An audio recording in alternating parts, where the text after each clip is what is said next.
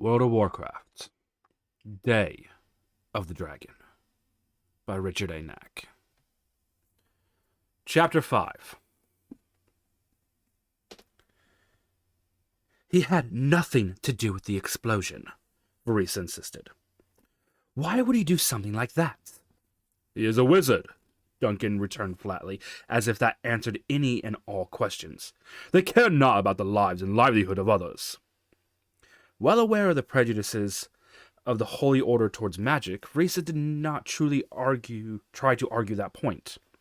As an elf, she had grown up around magic, even could perform some slight bit herself, and so did not see Ronan in the terrible light that the paladins did. While Ronan struck her as reckless, he did not seem to her so monstrous as to not care about the lives of others. He had not helped her during their flight from the dragon. Why bother risk himself? He could still have gotten to Hasek on his own.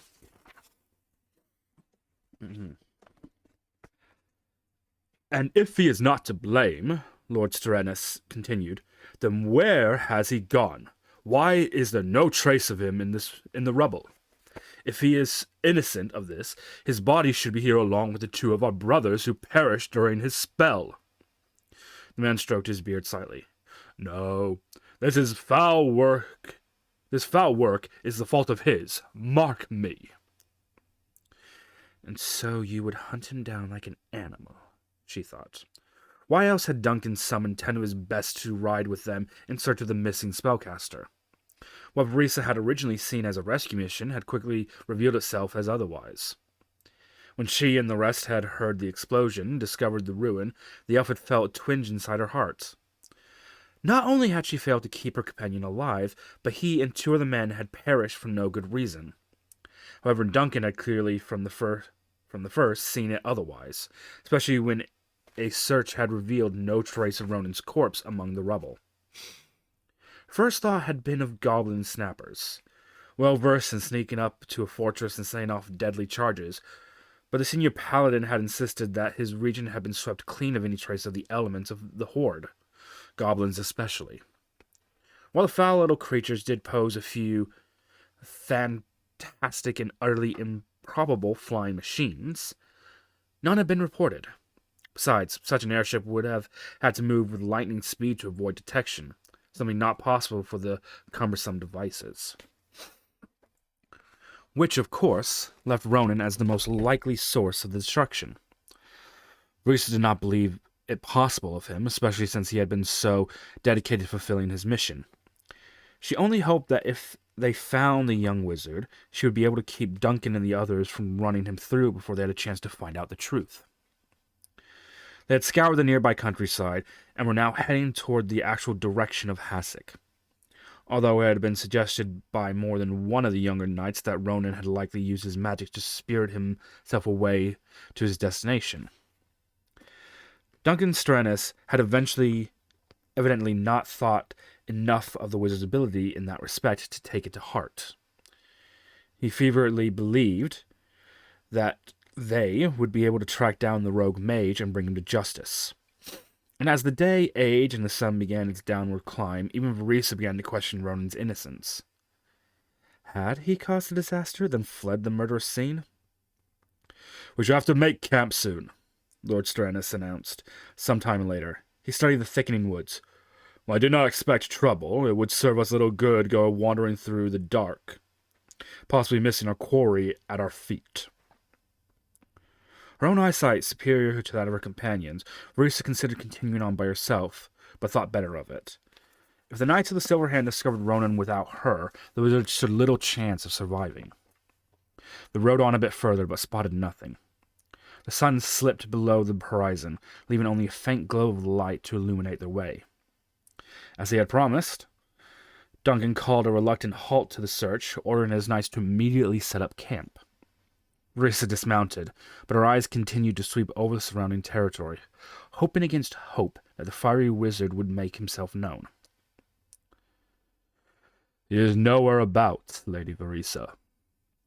She turned to look up at the lead paladin, the only man among the searchers tall enough to force her to such an action. I cannot help looking, my lord. We will find the scoundrel soon enough. We should hear his story first, Lord Steranus. Surely that's fair enough. The armor-figure shrugged, as if it did not make any difference either way to him. He will be given his chance to make his penance, of course. After which they would either take Ronan back in chains or execute him on the spot. The Knights of the Silver Hand might be a holy order, but they were known for their expeditive in meting out justice. Risa executed herself from the senior paladin, or excused herself from the senior paladin, not trusting her tongue to keep her from infuriating him at this point. She led her horse to a tree at the edge of the campsite and slipped among the trees. Behind her, the sounds of the camp muted as the elf moved further into her own element. Again, she felt the temptation to continue with the search on her own, so very easy for her to move lightly through the forest, seek out those crevices and areas of thick foliage that might hide a corpse. Always so eager to rush off, handling matters in your own immutable style, eh, Verisa? Her first tutor had asked one day, shortly after her induction into the select training program of the Rangers. Only the best were chosen for their ranks. With such impatience, you might as well have been born a human. Keep this up, and you will not be among the Rangers for very long. Yet, despite the skepticism of more than one of her tutors, Verisa had prevailed and risen among the best of her selected group. She could not now fail that training by turning reckless, promising herself that she would return to the others after a few minutes, relaxation in the forest. The silver-haired ranger leaned against one of the trees and exhaled. Such a simple assignment, and already had nearly fallen apart, not once, but twice. If they never found Ronan, she would have to think of something to say to her masters, not to mention even the Kirin Tor of Darlarond. None of the fault in this lay with her, but a sudden gust of wind nearly threw Verisa from the tree.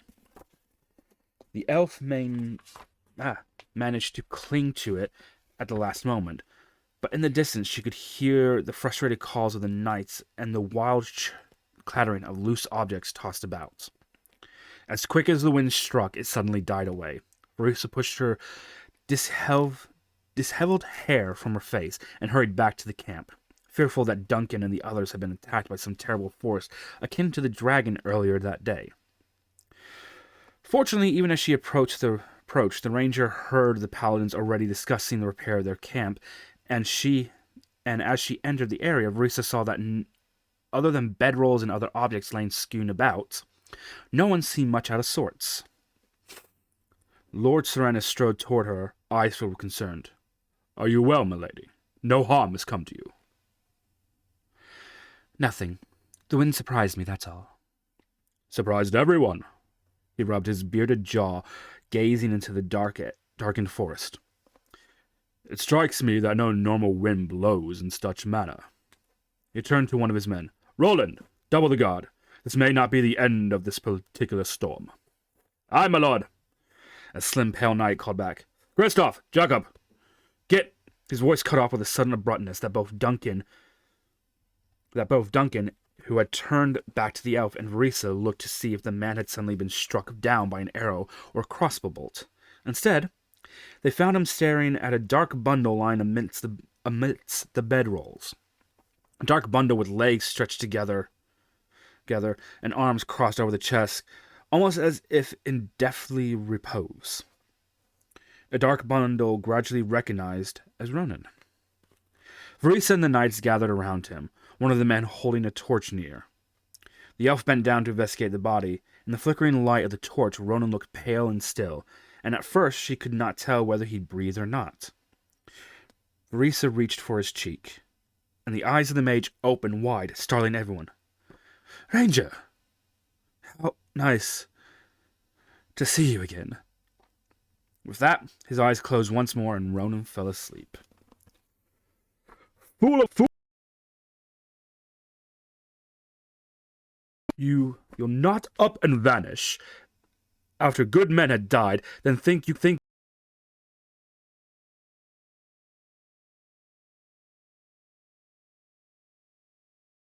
startled cry the moment his fingers touched the dark garments.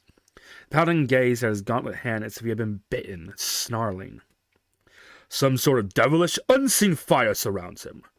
Even through the glove, it felt like seizing hold of a burning ember. Despite his warning, Verisa had to see for herself. Sure enough, she felt some discomfort when her finger touched Ronan's clothes, but nothing of the intensity that Lord Steranus had described. Nevertheless, the ranger pulled back her hand and nodded agreement. She saw no reason at the moment why she should inform the senior paladin of the difference. Behind her, Verisa heard the scraping of steel as it slid from sheath. She quickly glanced at Duncan, who had already begun shaking his head at the knight in question. No, Wexford. A knight of the Silver Hand cannot slay any foe who cannot defend himself. The strain would be too great on our oaths.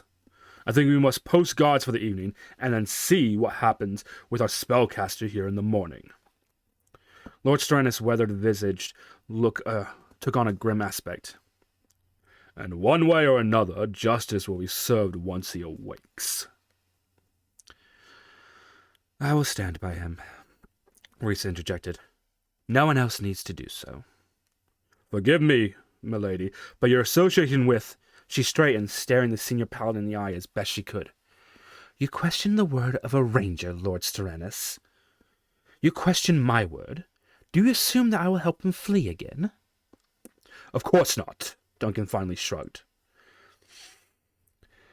If that is what you want, then that is what you want. You have my permission, yet to do so all night with no relief, that is my choice. Would you do any less with one left in your charge? Verisa had him there. Lord Steranus finally shook his head, then turned to the other warriors and began giving orders. In seconds, the ranger and the wizard were alone in the center of camp. Ronan, who had been left atop two of the bedrolls, the knights not certain as to how to remove them without getting burned. She examined the sleeping form as best she could without touching him again. Ronan's robes appeared torn in places, and the face of the wizard bore tiny scars and bruises. But otherwise, he seemed to be unharmed. His expression looked drained, however, as if he had suffered a great exhaustion. Perhaps it was the near darkness through which she inspected him, but Verisa thought that the human looked much more vulnerable now, even sympathetic. She also had to admit that he had fair looks, although the elf quickly eliminated any other thoughts along that line.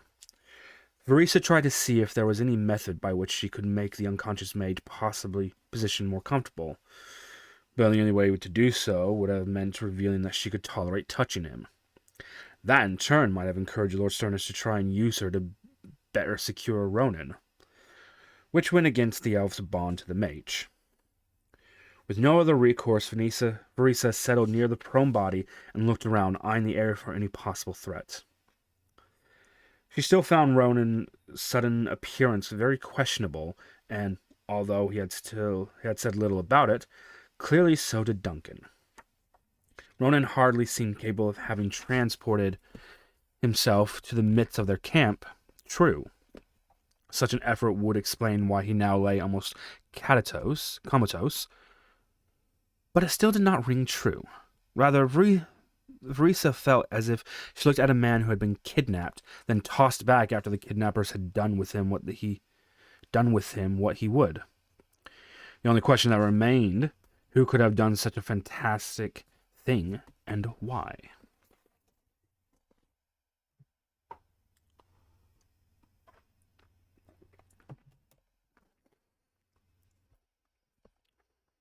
He woke knowing they were all against him. Well, not all of them, perhaps. Ronan did not know exactly where he stood, proving he could stand at all, with the Elven Ranger. By rights, her oath to see him safely to Hasek should have meant she would defend him even against the pious knights. But one never knew. There had been an elf in the party from his last mission, an older ranger much like Verisa. The ranger, however, had treated the wizard much the same way as Duncan Steranus did, and without the elder paladin's level of tact.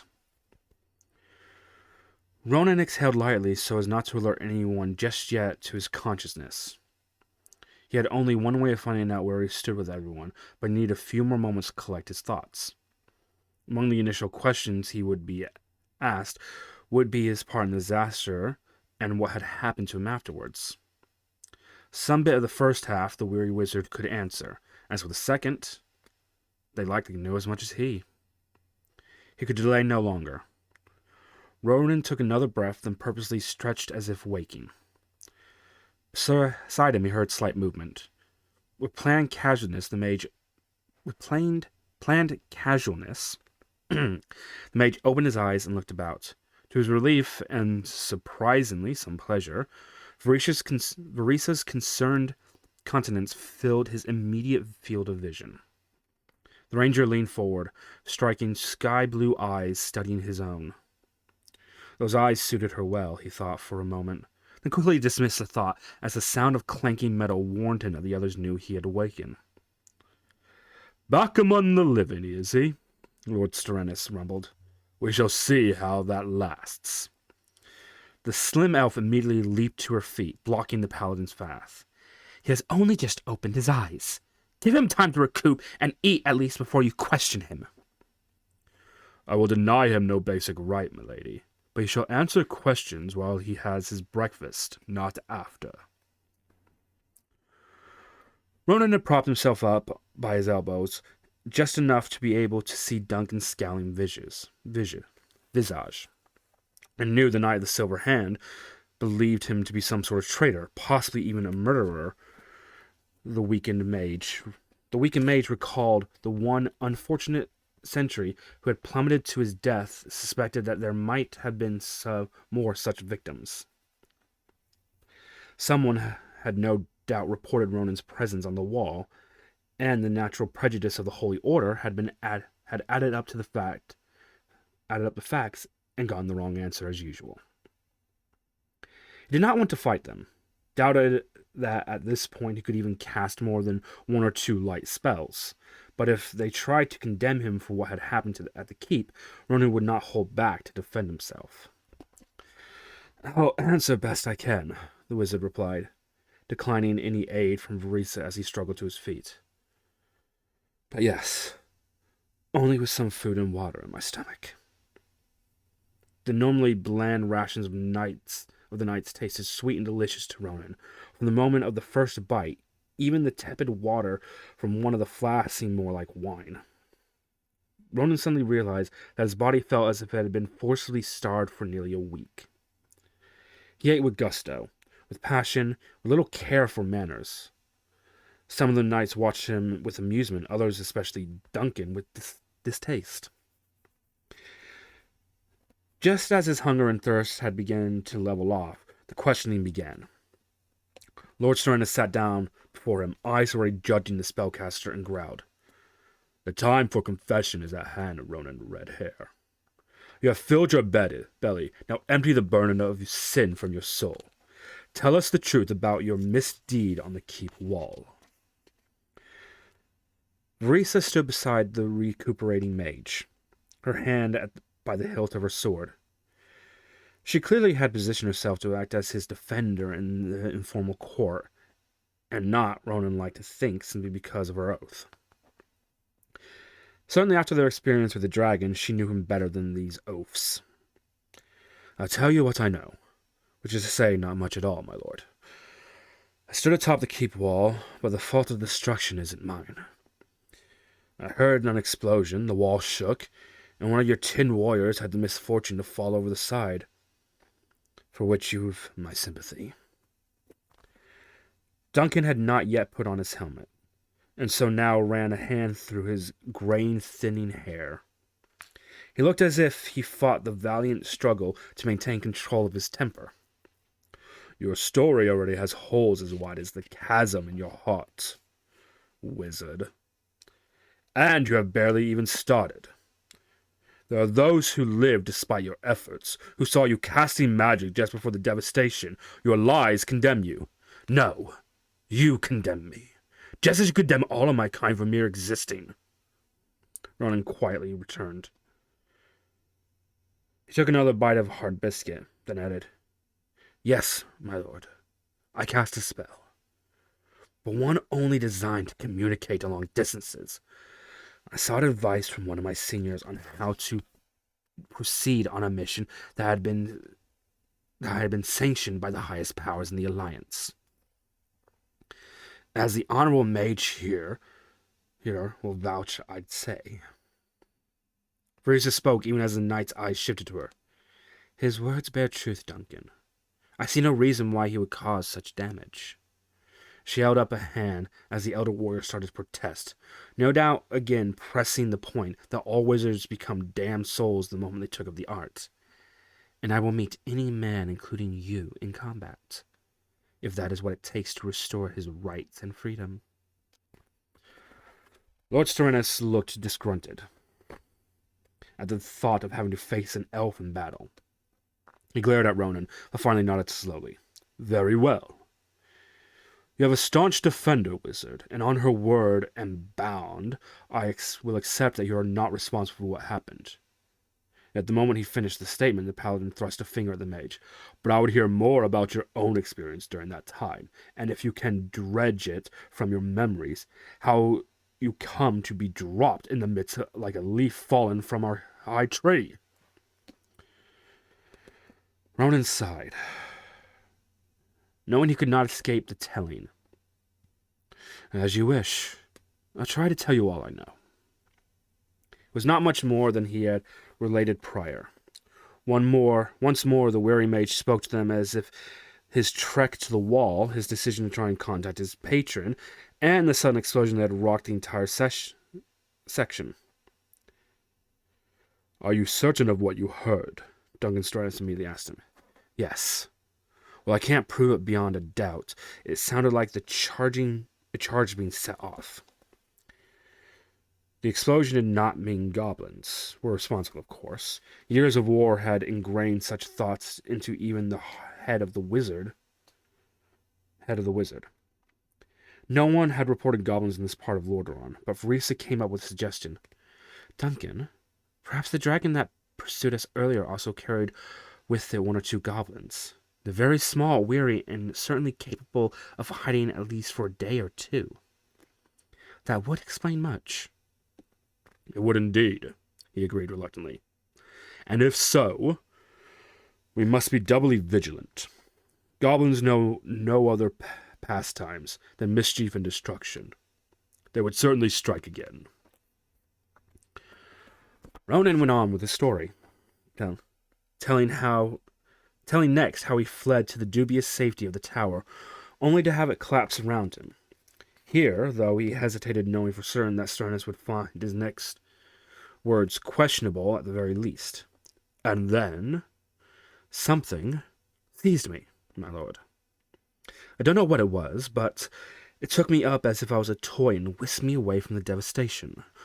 Unfortunately, I couldn't breathe because I was held so tight.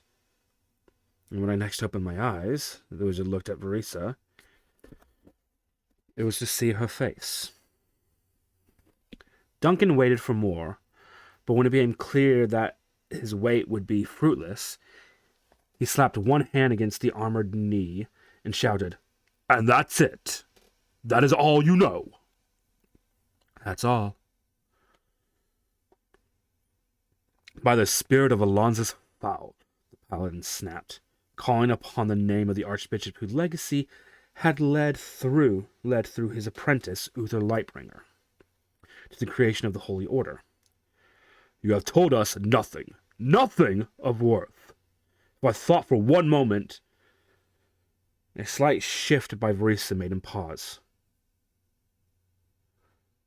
"But I gave my word, and taken that of another. I will abide by my previous decision." He rose, clearly no longer interested in remaining in the company of the wizard. "I also make another decision, here and now.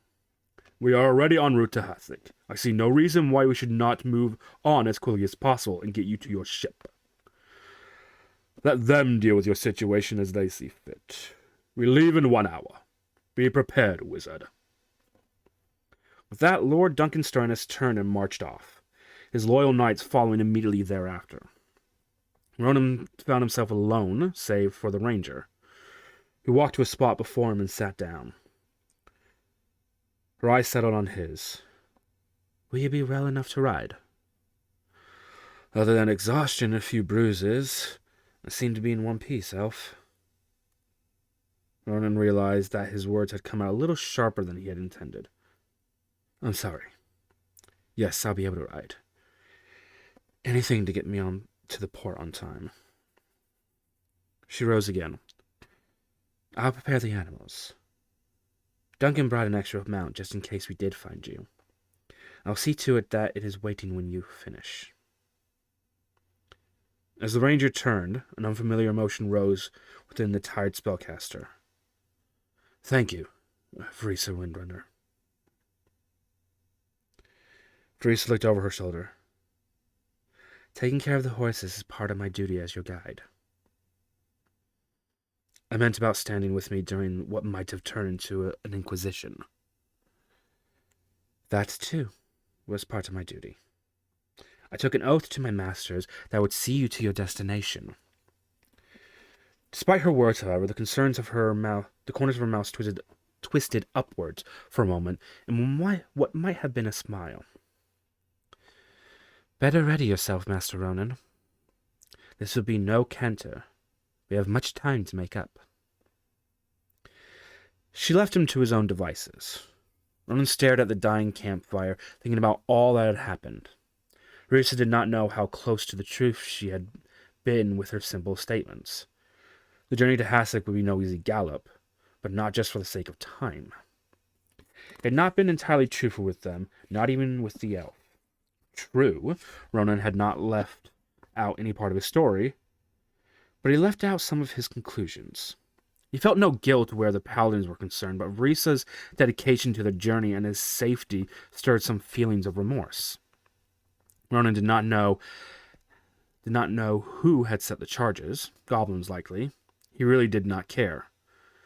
What concerned him was what he had quickly passed over, even misdirected. When he talked of being seized from the crumbling tower, he had not told him about having felt as if a giant hand had done so. They probably would not have believed him, or in the case of Steranus, pointed at it as proof of his communicating with demons. A giant hand had saved Ronan, but no human one.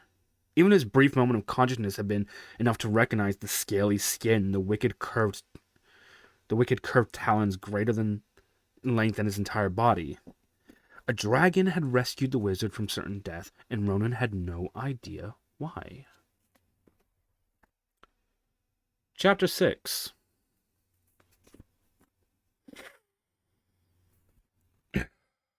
"So where is he? I've little time wasted pacing around these decadent halls." For what seemed like the 1,000th time, King Tyrannus silently counted to 10 before responding to Gen Greymane's latest outburst. "Lord Pestor will be here before long, Gen. You know he wants to bring us all together on this matter." "I don't know anything of the sort," the huge man in black and gray armor grumbled. Gen Greymane reminded the king of nothing less than a bear who had learned to clothe himself, albeit somewhat crudely. He seemed fairly ready to burst through his armor, and if the ruler of Gilneas drowned one more flagon of good ale or devoured one more thick Lordaeron pastry Tyrannus' chefs had prepared, surely that would happen. Despite Greymane's ursine appearance and his arrogance, outspoken manner. Despite Greymane's ursine appearance and his arrogance, outspoken manner, the king did not underestimate the warrior from the south. Greymane's political manipulation had been legendary. His latest, no less so. How he had managed to give Gilneas a voice in a situation that should not have even considered the faraway kingdom still amazed Tyrannus. "You might as well tell the wind to stop howling," came a more cultured voice from the opposite end of the hall.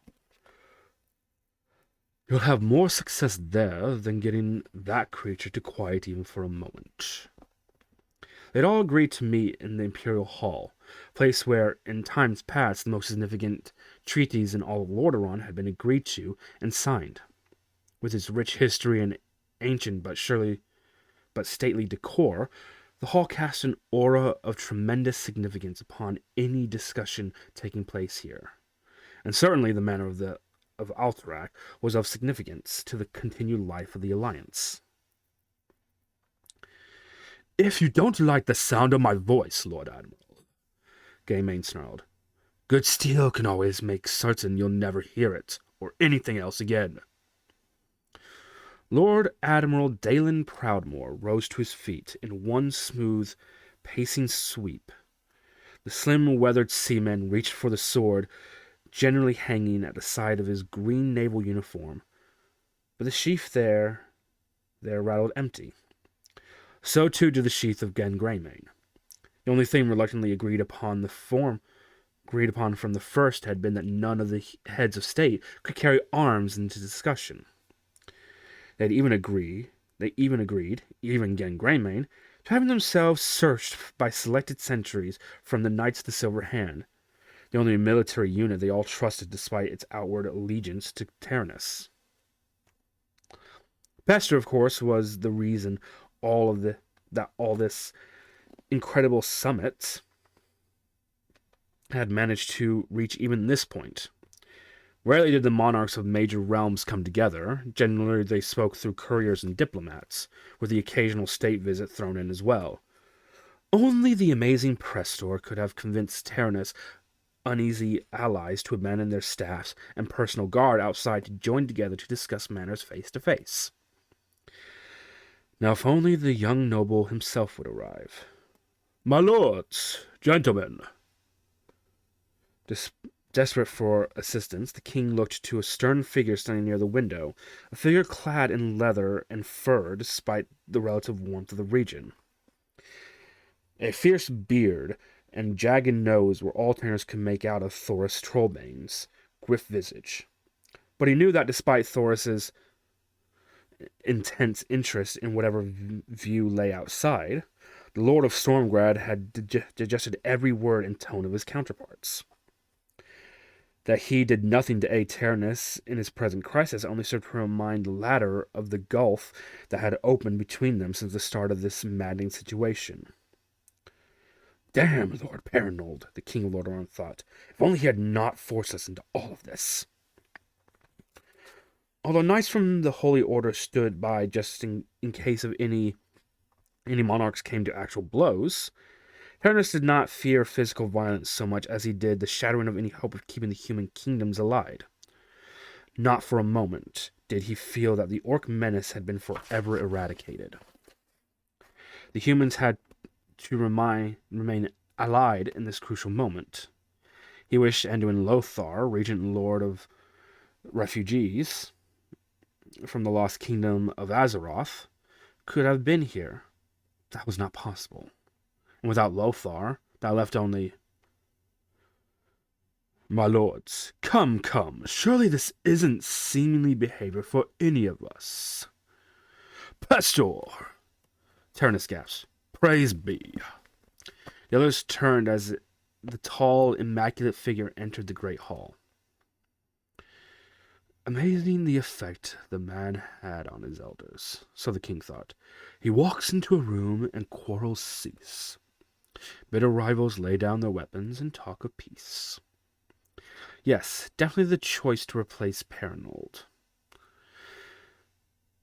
Tyrannus watched as his friend went about the chamber, greeting each monarch in turn and treating all as if they were his best friends. Perhaps they were, for Pestor seemed not to have had an arrogant bone in his body, whether dealing with the rough-edged Thoris or convining Greymane. Pestor seemed to know how best to speak with each of them. The only ones who had never seemed fully appreciated of him had been the wizards from Dalaran, but they were wizards. "Forgive my belated arrival," the young aristocrat began. "I'd ridden out to the countryside this morning and had not realized just how long it would take to get me back." "No need for apologies," Thoris Trollbane kindly returned. Yet another example of Pestor's almost magical manner. While a friend and respected ally, Thoros Trollbane never spoke kindly to anyone without much effort. He tended to speak in short, precise sentences, then lapse into silence. The silences were not intended as insult, as Tyrannus had gradually learned. Instead, the truth was, Thoros simply did not feel comfortable with long conversations. A native of cold, mountainous Stormgrad, he much preferred action over talk, which made the King of Lordaeron even more pleased that Pestor had finally arrived. Pestor surveyed the room, meeting each gaze for a moment before saying, "How good it is to see you all again. I hope that this time we can resolve our differences so that our future meetings will be as good friends and swordmates." Greymane nodded almost enthusiastically. Proudmoore wore a satisfied expression as if the noble's coming had been the answer to his prayers. Tyrannus said nothing, allowing his talented friend to take control of the meeting. The more the others saw Pestor, the easier it would be for the king to present his proposal. They gathered around the elaborated, decorated ivory table that Tyrannus' grandfather had received as a gift from his northern vassals after his successful negotiation with the elves of Quel'Thalas over the border there. As he always did, the king planted both hands firmly on the tabletop, seeking to draw guidance from his predecessor. Across the table, Pestor's eyes met his for a moment. Looking into those strong, ebony orbs, the robed monarch relaxed. Pestor would handle any matters of dispute. And so the talks began. First with stiff opening words, then more heated, blunt ones. Yet under the guidance of Pestor, never did any threat of violence arise. More than once he had taken one or another of the participants in hand and engaged in private conversation with them. But each time these intimate dialogues ended with a smile on Pestor's hawk-like visage and great achievement toward the mending of alliance ties. As the summit tapered to a close, Tyrannus himself held such exchange while Greymane, Thoros, and Lord Admiral Proudmoore drank from the finest of the king's brandy. Pestor and the monarchs huddled near the window overlooking the city. Tyrannus had always enjoyed the view, for from it he could see the health of his people. Even now, even with the summit going on, his subjects went about their duties, pushing on with their lives. Their faith in him bolstered his weary mind, and he knew that they would understand the decision he would make this day. "I don't know how you did it, my boy," he whispered to his companion. "You made the others see truth they needed. They're actually sitting in this chamber, acting civilly, and not only with each other, but with me. I thought Gen and Thoros would demand my hide at one point. I merely did what I could to assure them, my lord. But thank you for your kind words." Tyrannus shook his head. "Kind words, hardly. Pestor, my lad, you've single-handedly kept the alliance from crumbling to bits. What did you tell them all?" A conspiratorial look crossed his companion's handsome features. He leaned close to the monarch, eyes fixed on Tyrannus. "A little of this, a little of that. Promises to the Admiral about his continued sovereignty of the seas, even if it meant sending a force to take control of Gilneas. To Greymane about future naval colonies near the coastal edge of Alterac. And Thoros Trollbane thinks that he'll be seated in the eastern half of that region. All when I become its legitimate ruler." For a moment the king simply gaped, not certain that he had heard right. He stared into Pestor's memorizing eyes, waiting for the punchline to the awful joke. When it didn't come, though, Tyrannus finally blurted in a quiet voice, "Have you taken leave of your senses, my boy? Even jesting about such matters is highly outrageous, and you will not remember a thing about it. Regardless, you know, Regardless, you know." Lord Pestor leaned forward, his eyes seizing Tyrannus' own gaze, and refusing to release it. "Just as none of them will remember what I truly told them. All you need to recall, my pompous little puppet, is that I have guaranteed a political advantage for you. but one that demands for its culmination and success my appointment as ruler of Alterac. Do you understand that? Ternus understood nothing else. Pestor had to be chosen new monarch of the battered realm. The security of Lordaeron and stability of the Alliance demanded it. I see that you do. Good. Now you will go back, and just as the conference comes to an end, you will make your bold decision. Greymane already knows he will act the most reluctant, but in a few days he will agree. Proudmoore will follow your lead, and after mulling the situation a bit, Thor's Trollbane will also acquiesce to my ascension. Something nudged at the robed king's memory, a notion he felt compelled to express. No, a ruler may be chosen without the agreement of Darlaron and the Kirin Tor. He struggled to complete his thought. They are members of the Alliance too. But who can trust a wizard? Paranord reminded him. Who can know their agenda? That is why I had you leave them out of the situation in the first place, is it not? Wizards cannot be trusted. And eventually they must be dealt with. Dealt with. You're right, of course. Pestor's smile widened, revealing what seemed far more teeth than normal. I always am. He put a compassionate arm around Ternus. Now, it is time you return to the others. You're very satisfied with your progress. In a few minutes you'll make your suggestion, and we shall move on from there. Yes. A slim figure steered the king back to the other monarchs. And as he did, Ternus's thoughts returned to the business at hand.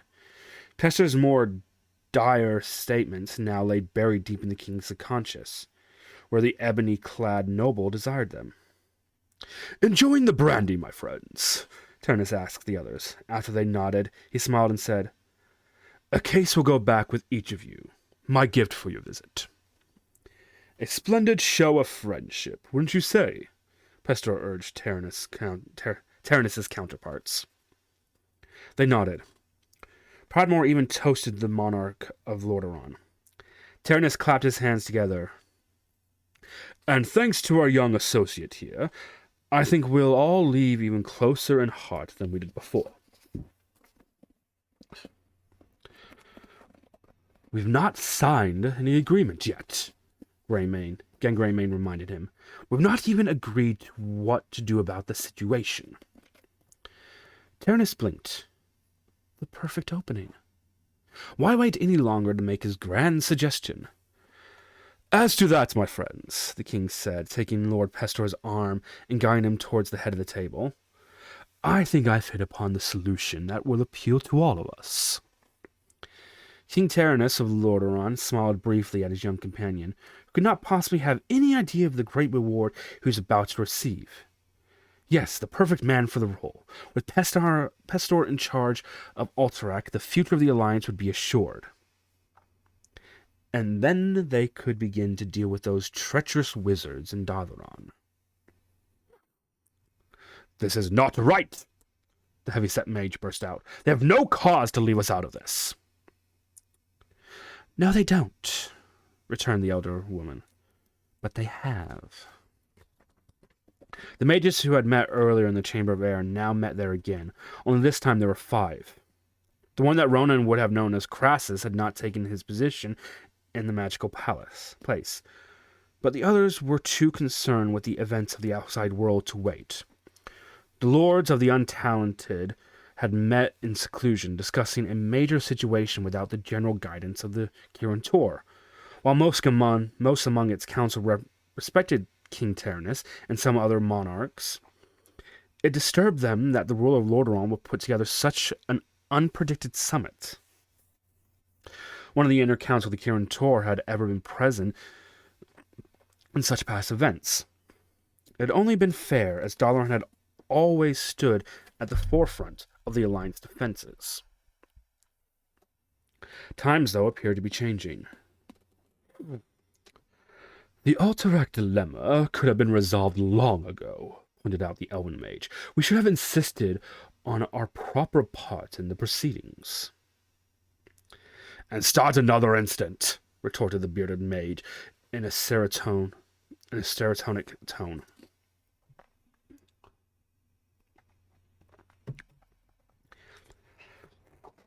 Haven't you noticed, of late, how the other realms have been pulling back from us? It's almost as if they fear us now that the orcs have been pushed to Grim Bertold. Absurd. The untalented have always been suspicious of magic. But our faith to the cause is without question. The elder woman shook her head. When has that mattered to those who fear our abilities? Now that the orcs have been battered, the people begin to notice that we're not like them, that we're superior in every way.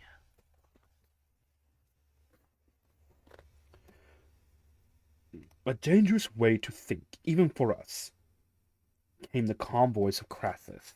The faceless wizard stood in his chosen spot. About time you got here. The bearded wizard turned toward the newcomer. Did you find anything out? Very little. The meeting was unshielded, yet all we could read were surface thoughts. Those told us nothing we did not know before. I finally had to resort to other methods to garner some success. The younger female dared speak. Have they made a decision? Crassus hesitated, then raised a gloved hand. Behold. In the center of the chamber, directly over the symbol etched in the floor, materialized a tall human figure. In every way he looked as real, if not more so, than the gathered wizards. Majestic of frame, clad in elegant dark clothing, with features avian and handsome. He brought a moment of silence to the six.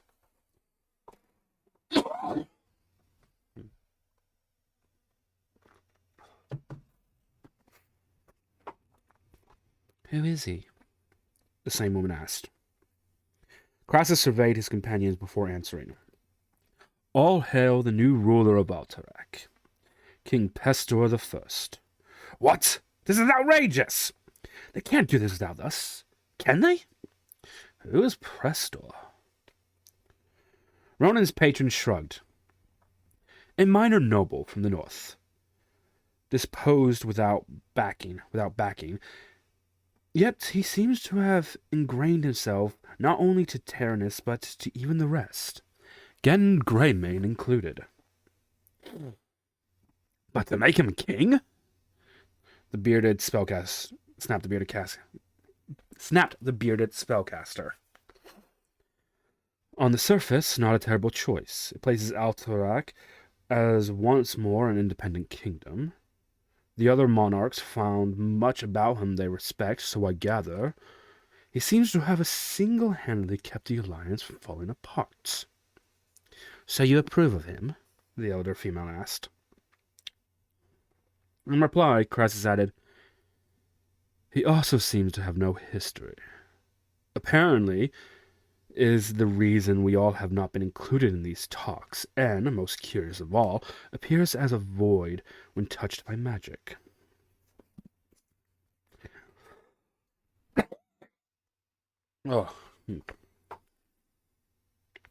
The others muttered among themselves about the strange news. Then the elven wizard, clearly as puzzled as the rest, inquired, What do you mean by the last? I mean that any attempts to study him through magic reveal nothing. Absolutely nothing. It's as if Lord Pestor doesn't even exist, and yet he must approve of him. I think I fear him. Coming from the eldest of the wizards assembled, the words sank deep. For a time the clouds flew overhead, the storms raged, and the day turned into night. But the masters of the Kirin Tor simply stood in silence, each discussing the facts in his or her own way. The young male broke the silence first. He is a wizard, then, isn't he? That would seem most logical, Crassus returned, tipping his head slightly to accent his agreement. A powerful one, muttered the elf. Also logical. Then, if so, continued the elven mage, who? One among us? A renegade? Surely a wizard of his ability would be known to us. The younger woman leaned toward the image. I don't recognize the face. Oddly surprising, retorted her elder counterpart, when each of us could wear 1,000 masks ourselves. Writing flashed through Crassus, going unnoticed by him. A formal announcement will take place in 2 weeks. After that, unless one of the other monarchs changes his mind, this Lord Pestor will be crowned king a month later. We should lodge a protest. A start. However, what we need to do, I think, is to find out the truth about this Lord Pestor. Search into every crevice and tomb and discover his past, his true calling. We dare not confront him openly until then, for he surely has the backing of every member of the Alliance but us. The elder woman nodded. And even if we cannot face the combined might of the other kingdoms, should they find us too much of a nuisance? No, we cannot. Crassus dismissed the image of Pestor with a wave of his hand, but the young noble's countenance had already been burned into the minds of each of the Kirin Tor, though, through silence, they agreed on the importance of this quest. I must depart again, Crassus said. I suggest all of you do as I, and think hard on this dire matter.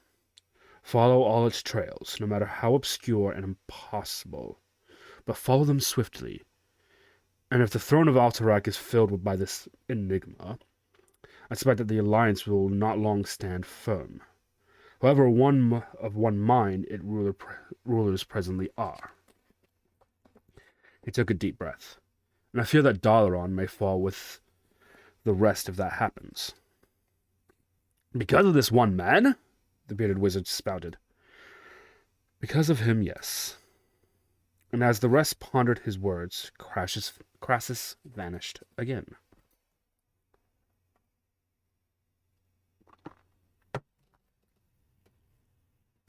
To rematerialize in his sanctum, still shaken by what he had discovered. Guilt racked him, but Crassus had not been entirely truthful with his counterparts. He knew, or rather suspected, far more about the mysterious Lord Pestor than he had let on to the others. He wished that he could have told them everything, yet not only would they have questioned his sanity, but even if they had believed him, it might have only served to reveal too much about himself and his methods. He could ill afford to do that at this desperate junction. May they act as I hope they will. Alone in his darkened sanctum, Crassus dared at last pull back his hood. A single dim light with no visible source offered the only illumination in the chamber, and in its soft glow stood revealed a handsome, graying man with angular features trending near the cadaverous. Black glintering eyes hint of even more age and weariness than the rest of his visage. 3 long scars traveled side by side down the right cheek, scars that, despite their age, still throbbed with some pain. The master wizard turned his left hand over, revealing the gloved palm. On top of that palm suddenly materialized a sphere of blue light. Crassus pressed his other hand over the sphere, and immediately images formed within. He leaned back to observe those images, a high stone chair sliding into place behind him. Once more, Crassus observed the place of King Ternus. The regal stone structure had served the monarchs of the realm for generations. Twin turrets rising several stories flanked the main entrance edifice, the grand stately structure like a miniature fortress. The banners of Lordaeron flew prominently, not only from the turrets, but from the gated entrance as well. Soldiers clad in the uniform of the King's Guard stood stationed outside the gates, with several members of the Paladin of the Knights of the Silver Hand on duty within. Under normal conditions, the members of the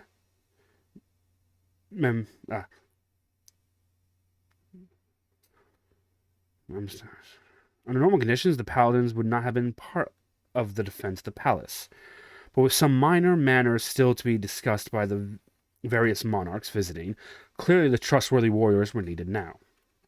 Again, the wizard passed his other hand over the sphere. To the left of the vision of the palace emerged the picture of an inner chamber. Staring at it, the wizard brought the chamber into better view. Taranis and his young protege, despite the end of the summit and the other rulers' immediate departures, Lord Pestor still remained with the king. Crassus felt a great temptation to try and probe the mind of the ebony-clad aristocrat, but thought better of it. Let the others attempt that likely impossible feat. One such as Pestor would no doubt expect such incursion and deal with him promptly. Crassus did not want to reveal his hand just yet. However, if he dared not probe the thoughts of the man, at least he could research his background. And where better to start than at the chateau where the regal refugee had taken up residence under the king's protection. Crassus waved one hand over the sphere, and a new image formed. That of the building in question, as viewed from far away. The wizard studied it for a moment, seeing and detecting nothing of consequence, then setting his magical probe closer. As its probe neared the high wall surrounding the building, a minor spell, much more minor than he had expected, briefly prevented his entry. Crassus readily sidestepped the spell without setting it off. Now his view revealed the very exterior of the chateau, a rather morbid place, despite its elegant facade. Pestor eventually believed that keeping a neat house, but not necessarily a pleasant one. Not at all surprising to the mage. A quick search revealed yet another defensive spell, this one more elaborate, yet still nothing Crassus could not circumvent.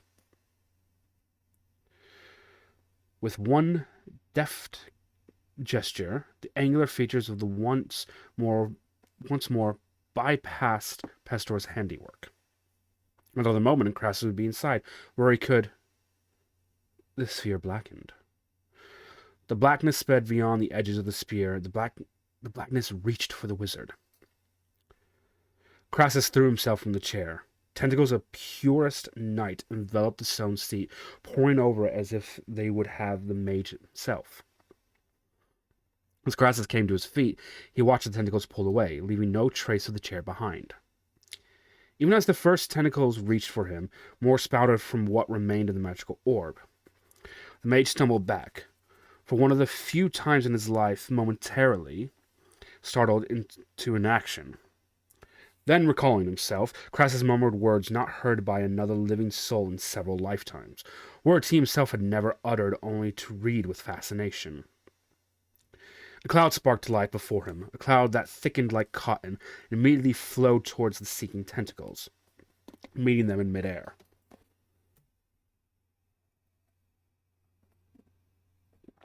The first tentacles to touch the soft cloud crumbled, turning into ash that faded even as it touched the floor. Crassus let out an exhaustion of relief. Then watched in horror as the second set of tentacles enshrouded his counterspell. "It cannot be," he muttered, his eyes wide. "It cannot be." As the others had done to the chair, the ebony limbs now took the cloud, absorbed it, devoured it. Crassus knew what he faced. Only the endless hunger, a spell forbidden, acted so. He had never witnessed it casting before, but any who had studied the arts as long as he would have recognized its foul presence. Yet something had been changed. For the counterspell he had chosen should have been the one to end the threat. For a minute, it seemed to. And then, a stuttering transformation had occurred, a shifting in the dark spell's essence. Now, the second set of tentacles came at him. Crassus did not immediately know how to stop them from adding to their meal. He considered fleeing the chamber, but knew that the monstrous thing would simply continue after him no matter where in the world Crassus might hide. That had been part of the Endless Hunger's special horror. Its relentless pursuit, generally worse, wore the victim down until he simply gave up. No, Crassus had to put a stop to it here and now. One incantation remained that might do the work. It would drain him, leave him useless for days, but it did have the potential to rid Crassus of this dire threat. Of course, it also could kill him as readily as Lord Prestor's trap would. He threw himself aside as one tentacle reached out. No more time to weigh matters. Crassus only had a few seconds to formulate the spell. Even now, the hunger moved to cut him off, to envelop him whole. The words which the elder mage whispered would have sounded to the ordinary person like a language of Lordaeron spoken backwards, with the wrong syllables emphasized. Crassus carefully pronounced each, knowing that even one slip due to his predicated meant utter oblivion for him. He thrust out his left hand toward the reaching blackness, trying to focus on the very midst of the expanding horror. The shadow moved swifter than he had thought possible. As the last few words fell from his tongue, the hunger caught him. A single, slim tentacle wrapped itself around the third and fourth fingers of his outstretched hand. Crassus felt no pain at first. Before his eyes, those fingers simply faded, leaving open, bleeding wounds. He spat the last syllables just as an agony suddenly coursed through his body. The sun exploded within his tiny sanctum. Tentacles melted away like ice caught in a furnace. Light so bright it blinded Crassus, even with his eyes shut tight, filled every corner and crack. The wizard gasped, fell to the floor, clutching his maimed hand. A hissing sound assaulted his ears, sending his already heightened pulse racing more. Heat, incredible heat, seared his skin. Crassus found himself praying for a swift end. The hiss became a roar that rose and rose in intensity, almost as if a volcanic eruption were about to take place in the very midst of the chamber. Crassus tried to look, but the light remained too overwhelming. He pulled himself into a fetal position and prepared for the inevitable. And then, the light simply ceased, plunged the chamber into a still darkness. The Master Mage could not at first move. If the hunger had come for him now, it would have found him without the ability to resist. He lay there for several minutes trying to regain his sense of reality, and, when he finally recalled it, stemmed the flow of blood from his terrible wound. Crassus paused, passed his good hand over the injured one, sealing the bloody gap. He would not be able to repair the damage. Nothing touched by the dark spell could ever be regenerated. He finally dared open his eyes. Even the unlit room initially appeared too bright, but gradually his eyes adjusted. Crassus made out a couple of shadowed forms. Furniture, he believed, but nothing more. Light, the battered spellcaster muttered. A small emerald sphere burst into being near the ceiling, shedding dim illumination across the chamber. Crassus scanned his surroundings. Sure enough, the shapes he had seen were the remaining bits of furniture. Only the chair had not survived.